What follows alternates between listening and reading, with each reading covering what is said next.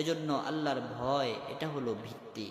আপনি যত বেশি আল্লাহ তাআলাকে ভয় করবেন, তত বেশি আপনি নাফরমানি থেকে বেঁচে থাকতে পারবেন।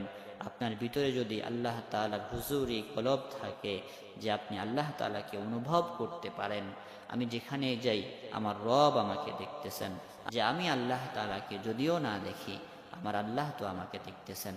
তো আপনি আল্লাহর সামনে কিভাবে জিনা করবেন? মুমিন আল্লাহর সামনে কিভাবে সুদ খাবে? মুমিন আল্লাহর সামনে কিভাবে ঘুষ খাবে? মুমিন আল্লাহর সামনে কিভাবে বেনামাজি অবস্থায় থাকবে? মুমিন আল্লাহর সামনে কিভাবে পরকীয়ার মধ্যে লিপ্ত হবে? মুমিন আল্লাহর সামনে কিভাবে অবৈধ প্রেমের সাথে সম্পর্ক হবে? মুমিন কিভাবে আল্লাহর সাথে আল্লাহর সামনে রোজা ভেঙে থাকবে? মুমিন কিভাবে আল্লাহর নাফরমানিমূলক কাজগুলো করবে? এজন্য আল্লাহর ভয় হলো মেইন, আল্লাহর ভয় হলো মূল ভিত্তি।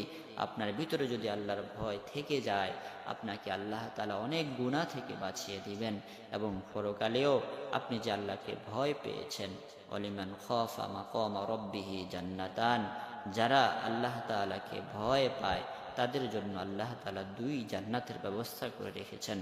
এজন্য আমাদের সকলের ভিতরে আল্লাহ তাআলার ভয় রাখা চাই।